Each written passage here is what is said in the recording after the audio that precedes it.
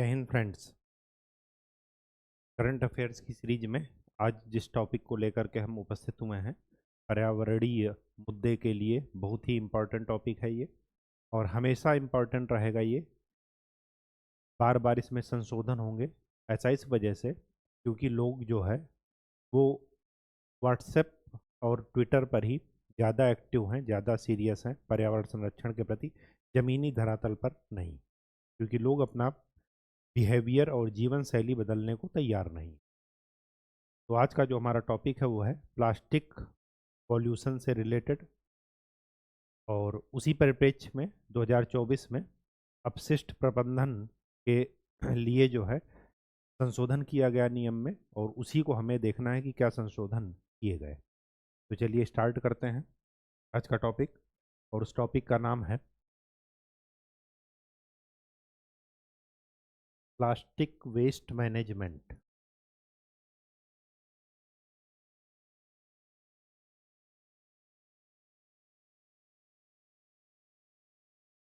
क्यों पढ़ रहे हैं? क्योंकि भी हाल फिलहाल प्लास्टिक, इसका हिंदी में लिख लीजिएगा, प्लास्टिक अपशिष्ट प्रबंधन। तो प्लास्टिक वेस्ट मैनेजमेंट से संबंधित एक संशोधन पारित हुआ 2024 में। इससे पहले प्लास्टिक वेस्ट मैनेजमेंट का एक रूल था, और उसमें इससे पहले कब संशोधन हुआ था? 2016 में। तो 2016 के बाद 2024 में संशोधन हुआ।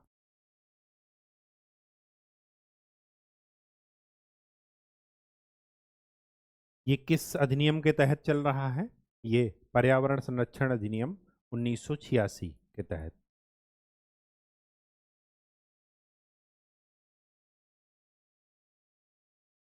इनका ईयर पूछा जाता है, कौन सा अधिनियम किस ईयर में आया। एक तरफ अधिनियम लिखा रहेगा, एक तरफ ईयर लिखा रहेगा, तो ये चीज़ें आपको ध्यान में रखनी है। जो भी आप करंट के साथ पढ़ें, स्टैटिक्स भी को उसमें क्या कीजिएगा, शामिल कीजिएगा। ठीक है, करंट अलग से कुछ नहीं होता, वो स्टैटिक्स का ही क्या होता है, करंट अपडेट होता है। अब ये 2016 से लेकर के 2024 तक में क्या क्या बदला वो जरा देख लेते हैं। क्या बदला? एक तो 2021 सॉरी 2021 में दो संशोधन हुए। वो संशोधन किससे रिलेटेड हैं? वो हैं जो आप पॉलीथीन यूज करते हैं उसकी मोटाई से संबंधित। पहले 50 माइक्रोन से, माइक्रोमीटर, ठीक, 50 माइक्रोन से इसकी मोटाई क्या कर दी गई, 75 माइक्रोन, ताकि उसकी कास्ट बढ़ जाए और क्या हो, हतोत्साहित हो लोग यूज करने के लिए और दुकानदार भी देने के लिए। इसके बाद इसी में 31 दिसंबर 2021 आया, सॉरी 31 दिसंबर 2022 से ये जो 75 माइक्रोन की मोटाई थी, इसको बढ़ाकर क्या कर दिया गया, 120 माइक्रोन।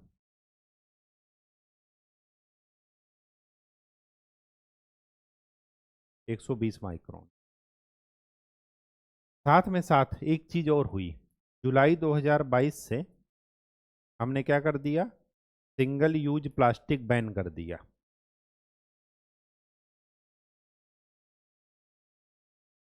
ठीक है, उसके उपयोग पर प्रतिबंध लगा दिया। अब इन्हीं सब परिप्रेक्ष्य में लोक लेखा समिति, आपने सुना होगा, संसद में बनती है पब्लिक अकाउंट कमेटी, इन्होंने क्या किया, कुछ सुझाव दिए। सुझाव क्या दिए कि जो आपका प्लास्टिक वेस्ट मैनेजमेंट 2016 चल रहा है उससे संबंधित कुछ इसमें क्या थी, कमियां थी। इन्हीं कमियों को दूर करने के लिए पीएसी ने इस अधिनियम को क्या किया, रिव्यू किया, और उन्होंने कुछ पॉइंट्स निकाले, और कुछ पॉइंट्स निकाल करके क्या दिए, सुझाव दिए। अब जब सुझाव दिए तो उन सुझाव को क्या करना था, इन अधिनियम में, इस अधिनियम में क्या करना था, इनकारपोरेट करना था, शामिल करना था। इसीलिए ये संशोधन लाया गया। ये है कहानी। ठीक, तो मैं देख लेता हूँ स्टेप वाइज कि क्या क्या इन्होंने सुझाव दिए, क्या क्या कमियां निकाली, और उस कमियों को दूर करने के लिए कौन सी चीज़ें इसमें शामिल की गई। ठीक, तो पीएसी के द्वारा जो कमियां बताई गई, उन कमियों को हम देखते हैं, और फिर उसी से संबंधित सुझाव देख लेंगे, और फिर उन्हीं सुझावों को क्या कर लिया जाएगा, इनमें शामिल कर लिया जाएगा। तो वही हमारे क्या हो जाएंगे, इसके पॉइंट्स हो जाएंगे। अगर हमें ये लिखने को आ गया कि अभी जो हाल फिलहाल संशोधन किया गया वो किस हद तक उसकी कमी को दूर करता है 2016 के एक्ट को, तो आप बता सकेंगे। ठीक है, तो कमी क्या बताई, पहली कमी ये बताई कि वर्तमान में और भविष्य में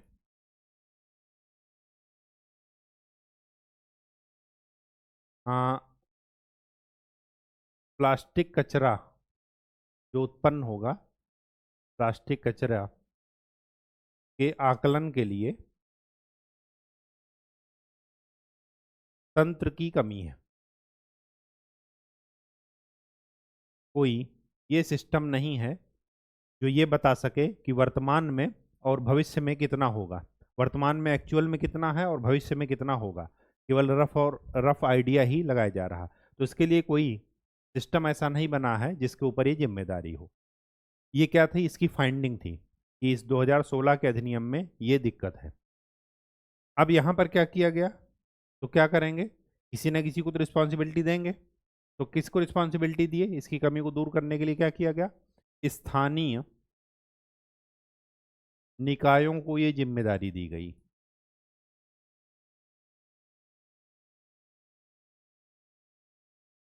स्थानीय निकाय कौन होते हैं, नगर पालिका, नगर निगम, और गांव के स्तर पर ग्राम सभा। ठीक, तो स्थानीय निकायों की जिम्मेदारी दी गई कि वो क्या करेंगे, वर्तमान में उनके रीजन में कितना कचरा उत्पन्न हो रहा है और भविष्य में कितना उत्पन्न होने की संभावना है, ताकि पहले से ही क्या किया जा सके, तैयारी की जा सके। कहानी समझ में आई। तो ये जिम्मेदारी किसको है, स्थानीय निकायों को। ये चीज़ आप ध्यान में रखिएगा। ठीक है, लोअर लेवल पर जिम्मेदारी दी गई है। अब क्रिटिसिज्म क्या है कि इनके पास उतना ना तो इंफ्रास्ट्रक्चर है और ना ही इंफ्रास्ट्रक्चर डेवलप करने के लिए उतना उनके पास फंड की कमी, फंड है अवेलेबल। तो यही इसका क्या हो जाएगा, क्रिटिसिज्म, कि अगर आप इनको जिम्मेदारी दे रहे हैं तो उस हिसाब से क्या दीजिए, वित्त भी दीजिए।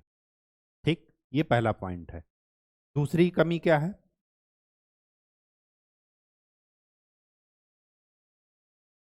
दूसरी कमी ये है कि एक संस्था है CPCB, central pollution control board, केंद्रीय स्तर पर जो संस्था है वो है केंद्रीय प्रदूषण नियंत्रण बोर्ड। और इसी तरह स्टेट में क्या है, स्टेट पॉल्यूशन कंट्रोल बोर्ड। इनकी लापरवाही से,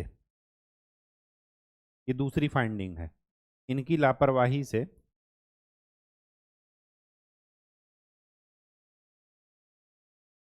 कुछ प्लास्टिक निर्माण इकाइयां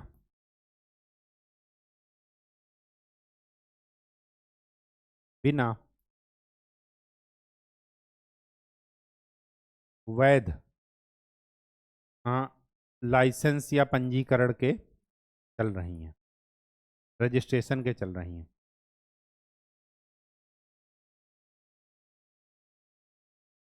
कार्यरत। ये दूसरी फाइंडिंग थी। तो इसके लिए क्या किया इन्होंने, इस कमी को दूर करने के लिए क्या किया, इस कमी को दूर करने के लिए एक ऑनलाइन पोर्टल बना दिया।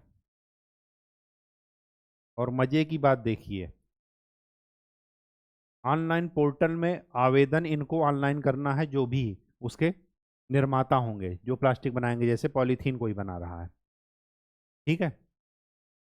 तो अगर वो उन्होंने ऑनलाइन अप्लाई किया, ये ऑनलाइन पोर्टल सेंट्रल लेवल पर होगा, मतलब एक ही पोर्टल से सभी कुछ गवर्न होगा। राज्य के स्तर पर एसपीसीबी और सीपीसीबी केंद्र के स्तर पर, मतलब केंद्र के पास भी स्थानीय डाटा होगा, कहने का ये मतलब है ये एक एकीकृत पोर्टल होगा। इसी पर राज्य वाले भी अप्लाई करेंगे और केंद्र वाले भी। अब आपको ये ध्यान में रखना है कि अगर इन्होंने अप्लाई किया, सारा कुछ डॉक्यूमेंट्स पूरा करके अप्लाई किया, तो उसके बाद क्या होगा कि अगर 30 दिन तक इन लोगों ने जवाब नहीं दिया, सीपीसीबी और एसपीसीबी, तो ये मान लिया जाएगा कि ये एप्लीकेशन ओके है। और ये सबसे बड़ा इंटरेस्टिंग पॉइंट है डिजिटल इंडिया में, कि आप एप्लीकेशन पर पहले ये वही लाल फीता शाही जैसे होती थी कि एप्लीकेशन दिए, फिर दलाल को ढूंढे कि भाई हमारी फाइल पास करा दो। अब दलाल को ढूंढने की जरूरत नहीं है, आपने अप्लाई कर दिया, अगर वो कमी होगी तो वो बताएंगे 30 दिन के अंदर। अगर कमी नहीं है, 30 दिन तक उन्होंने कुछ नहीं देखा, तो इसका मतलब कि मान लिया जाएगा कि आपकी कंपनी ऑलरेडी रजिस्टर हो चुकी। कहानी समझ में आ गई? तो ये पॉइंट भी यहाँ पर नोट कर लीजिए। एक ऑनलाइन पोर्टल होगा, और दूसरा, यदि 30 दिन के अंदर एप्लीकेशन पर कोई कार्यवाही नहीं की गई,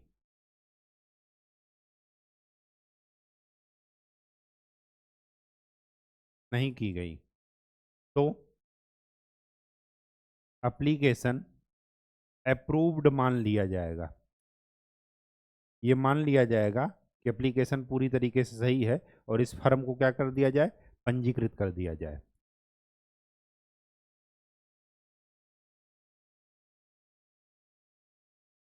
मान लिया जाए।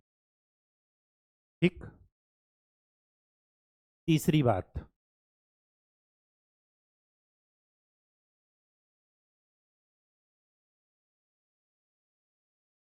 हमने जुलाई 2022 से सिंगल यूज प्लास्टिक पर प्रतिबंध तो लगा दिया, लेकिन सिंगल यूज प्लास्टिक अभी भी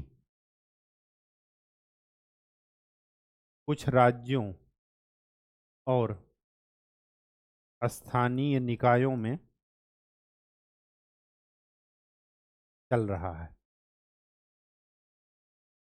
इसके लिए जिम्मेदार कौन है? इसके लिए जिम्मेदार है कौन है? स्थानीय निकाय।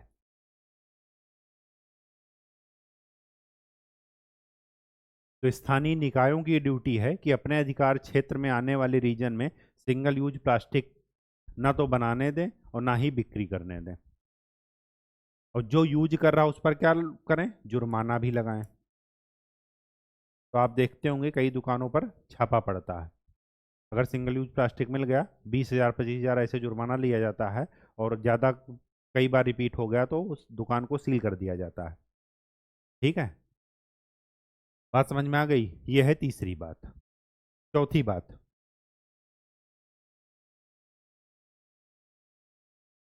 ईपीआर के दायरे का विस्तार। अब ये ईपीआर क्या है, ये आपके उसमें पूछा गया क्वेश्चन एग्जाम में। ईपीआर है क्या? एक्सटेंडेड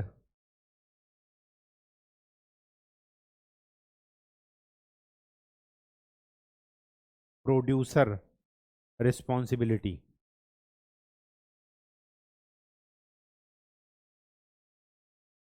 विस्तारित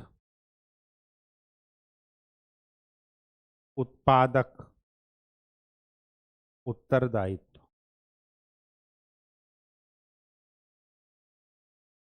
ये वर्ड पूछा गया है कि किसके रेफरेंस में यूज हो रहा है, हाल फिलहाल किसके लिए ये न्यूज में है। तो याद रखिएगा किसके लिए है ये, अवशिष्ट प्रबंधन अधिनियम 2016 के अंतर्गत ये शामिल किया गया।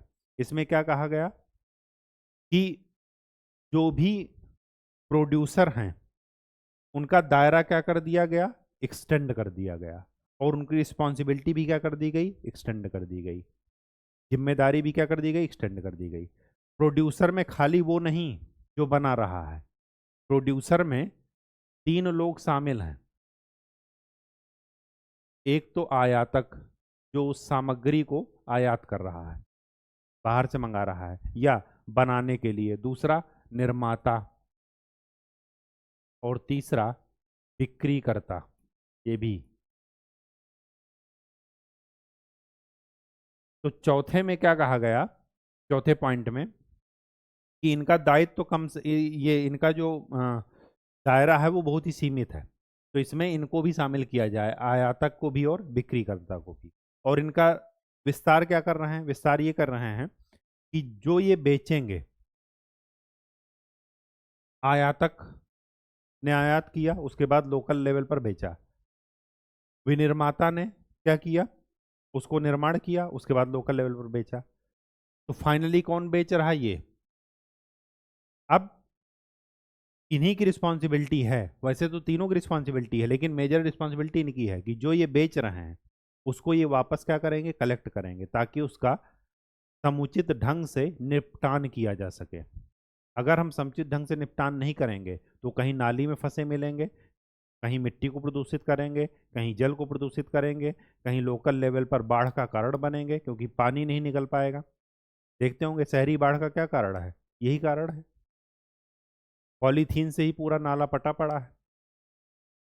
और लोगों को पता नहीं क्या सोच रहा है कि सरकार काम नहीं कर रही, सरकार काम नहीं कर रही। सबसे पहले वो अपने जीवन शैली को बदलने को तैयार ही नहीं है।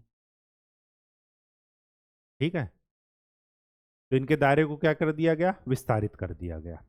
अब कलेक्शन का काम भी इन्हीं का है, और उसके निस्तारण का, जो प्लास्टिक निस्तारण होगा उसका भी समुचित ढंग से निपटान का जिम्मेदारी भी इनको है। ठीक है, कहानी समझ में आ गई। अच्छा, एक चीज और आपको ध्यान में रखना है कि ये सही से काम कर रहे हैं या नहीं। इसके लिए एक संशोधन में ये चीज शामिल की गई कि स्थानीय निकाय क्या करेंगे, इन एजेंसीज के साथ मिल करके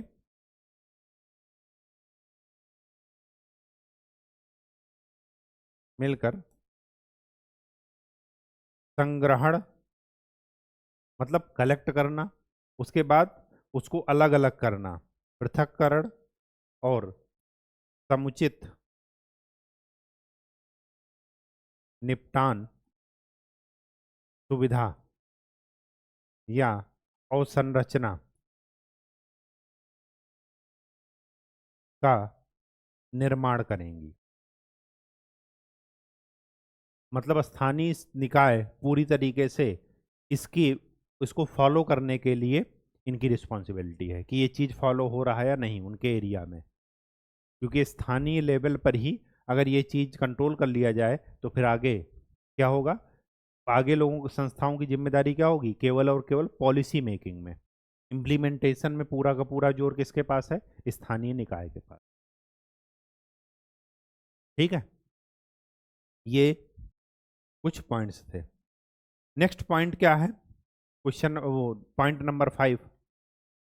पॉइंट नंबर 5 क्या कह रहा है कि ऑनलाइन रिपोर्ट प्रस्तुत करना।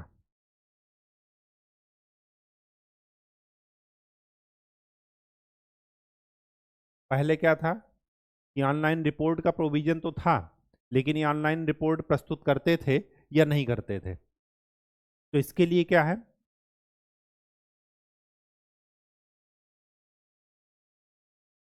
इसके लिए कुछ चीजें आपको ध्यान में रखनी है। वो क्या ध्यान में रखनी है,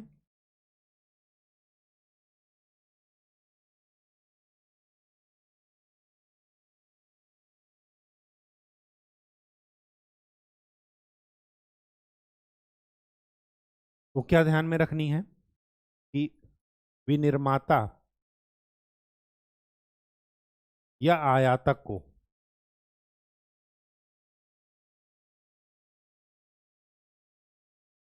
तिमाही आधार पर किसको देना है ऑनलाइन रिपोर्ट, सीपीसीबी को और एसपीसीबी को, स्टेट पॉल्यूशन कंट्रोल बोर्ड और सेंट्रल पॉल्यूशन कंट्रोल बोर्ड को।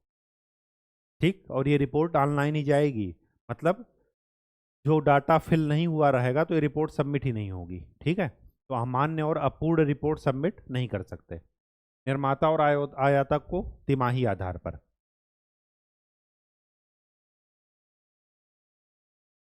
और प्लास्टिक वेस्ट के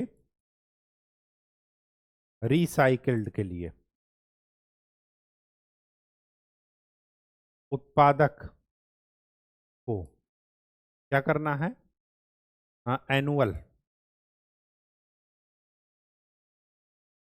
रिपोर्ट देना है। ठीक।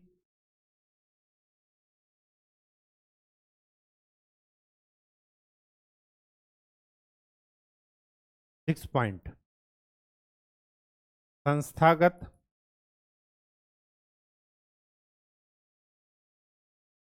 तंत्र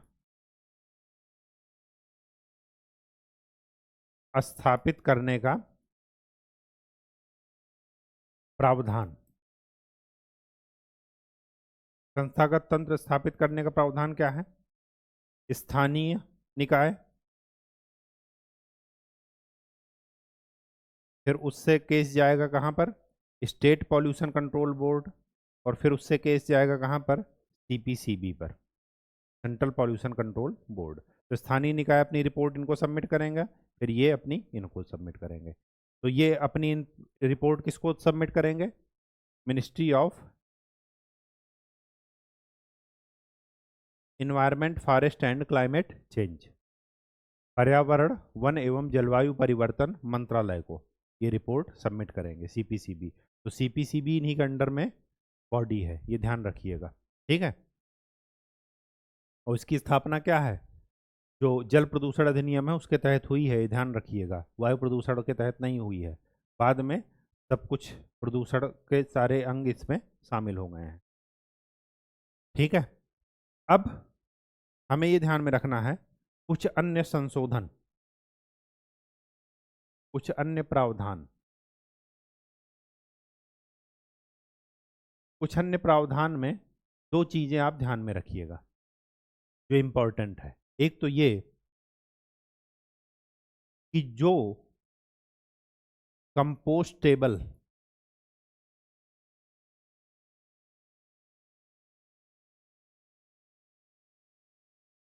या बायोडिग्रेडेबल प्लास्टिक होते हैं, इनका इस्तेमाल अधिकतर खाद्य पैकेजिंग में किया जाता है, जो खाने के लिए फूड पैक होते हैं अधिकतर। तो इसके लिए जो इससे रिलेटेड हैं, इसके लिए FSSAI से भी लाइसेंस अनिवार्य है। ये इंटरेस्टिंग बात है, क्योंकि खाद्य से रिलेटेड जो भी संस्था है वो कौन है? FSSAI। यही इसकी फूड क्वालिटी को क्या करती है? भारत में फूड क्वालिटी की जिम्मेदारी इन्हीं के पास है। ठीक है, 2006 में बनी है, food safety and security association of India. तो जो भी, सभी को नहीं, जो कंपोस्टेबल बायोडिग्रेडेबल प्लास्टिक है और जिनका उपयोग खाद्य पैकेजिंग में किया जाएगा, दोनों शर्त है, उन्हीं को, उन्हीं जो इस तरह की प्लास्टिक बनाएंगी, उन्हीं कंपनियों को लाइसेंस किससे लेना पड़ेगा? FSSAI से भी लाइसेंस लेना पड़ेगा। अदरवाइज बाकी सबको किससे लेना पड़ेगा? ओनली सीपीसीबी से। तो इनके लिए दो लोग हैं, FSSAI और सीपीसीबी। ठीक है। और दूसरी बात आपको ये ध्यान में रखना है, ये जो कंपोस्टेबल प्लास्टिक हैं, कंपोस्टेबल प्लास्टिक, इसके लिए कंपनियों को अनिवार्य किया गया है कि ये किस चीज के में कंपोस्टेबल हैं। जैसे मिट्टी में, जल में, किस में डालने पर ये क्या बन जाएंगे? खाद बन जाएंगे या अपने अस्तित्व को मिटा लेंगे। तो ये भी बताना है, यह भी बताना है कि किस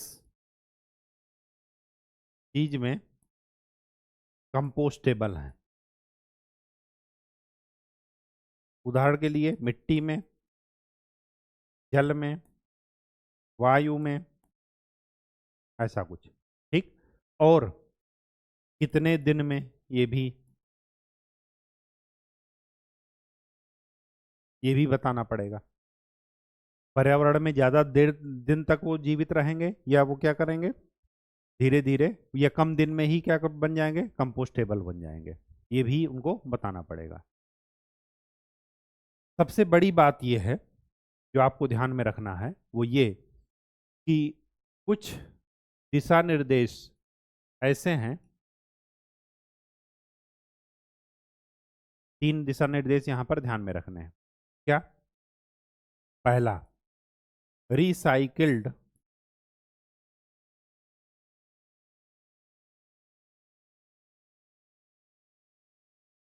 वेस्ट या प्लास्टिक की मात्रा, इनको दर्शाना अनिवार्य है।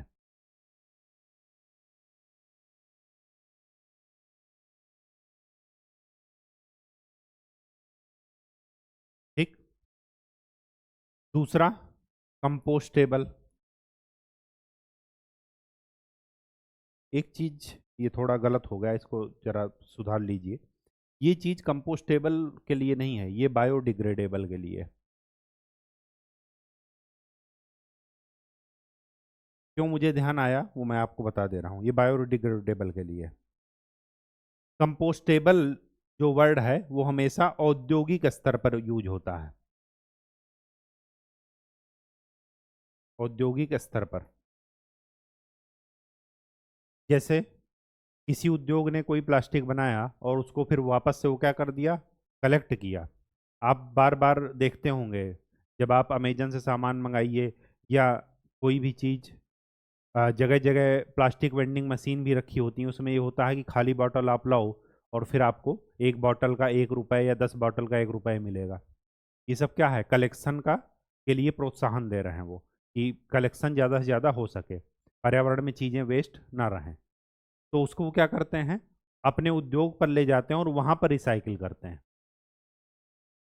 तो वो हुआ कंपोस्टेबल, मतलब इकट्ठा किए और वापस से इंडस्ट्री में ले गए, और जहाँ पर हमने उत्पादन किया था वहीं पर हम उसको क्या कर रहे हैं, रिसाइकिल कर रहे हैं। तो ये है औद्योगिक लेवल पर। लेकिन जो बायोडिग्रेडेबल है, यहाँ पर ये बताना है कि किसमें और किन दशाओं में, दशा का मतलब समझ रहे हैं, किसमें का मतलब मिट्टी में, जल में, किस चीज़ में वो बायोडिग्रेडेबल है, और किन दशाओं में क्या मतलब है कि टेम्परेचर कितना होना चाहिए, नमी कितनी होनी चाहिए, या नॉर्मल मौसम में भी वो बायोडिग्रेडेबल हो जाएंगे। स्वाभाविक सी बात है, अगर उनको अनुकूल परिस्थितियां मिलेंगी तो वो जल्दी बायोडिग्रेडेबल वो डिग्रेड हो जाएंगे, और अगर अनुकूल परिस्थितियां नहीं मिली तो उतने ही दिन और ज़्यादा पर्यावरण में रहेंगे। ठीक है। और सबसे बड़ी बात ये याद रखिएगा, एक प्रिंसिपल, वो है पॉल्यूटर पे प्रिंसिपल। इसका क्या मतलब है कि जिसने प्रदूषण फैलाया वही उसका क्या करेगा, भुगतान करेगा। तो अल्टीमेट जिम्मेदारी तो जो यूज करता है उसकी होनी चाहिए। लेकिन क्योंकि यूज करने वाला क्या है, ह्यूमन बीइंग, वो अपनी जीवन शैली को चेंज नहीं कर रहा है। वो नहीं चाह रहा है कि हम जो है पॉली बैग लेकर, सॉरी, बैग लेकर के जाएं कपड़े का, और वहां से सब्जी ऐसे ही लेकर के आएं। वो चाहता है बैग तो लेकर जाएं जाएं, साथ में पॉलीथीन में अलग अलग सब्जी लाएं, फिर उसके बाद बैग में भरें और फिर लेकर के आएं, पॉलीथीन को भी लेकर के आएं मार्केट से। या बैग लेकर के ही ना जाएं, पॉलीथीन में ही सब कुछ लेकर के चले आएं। तो ये क्या है, जब तक आप बिहेवियर नहीं चेंज करेंगे तब तक ये सारे नियम कुछ भी काम में नहीं आने वाले। ठीक है। तो ये चीज़ें ज़रा हमें ध्यान में रखना है। ये जो दिशा निर्देश हमने लास्ट में पढ़े, ये क्या है कि किसी भी प्लास्टिक पैकेजिंग जो कर रहा है, प्लास्टिक निर्माण कर रहा है, उसके लिए ये सब कुछ बताना पड़ेगा। अब जब आप अमेजन से सामान मंगाते हैं तो बार बार उसमें लिखा होता है कि इस पॉलीथीन को अगर आप रिटर्न करते हैं कहीं पर, तो आपको क्या मिलेगा, पर केजी या पर पीस के हिसाब से कुछ पैसे मिलेंगे। ये क्या है, प्रोत्साहन है कलेक्शन के लिए, ताकि लोग इधर उधर ना फेंकें, उसको कलेक्ट करके रखे रहें और फिर बाद में इकट्ठा होकर के हमारे पास आ जाए। ठीक है। तो ये चीज़ें ज़रा ध्यान में रखिएगा। तो आज के लिए इतना ही। नेक्स्ट लेक्चर में हम लोग किसी नए टॉपिक के साथ उपस्थित होंगे। तब तक के लिए खूब अच्छे से पढ़ाई कीजिए और प्रीवियस ईयर क्वेश्चन चालू करते रहिए। धन्यवाद।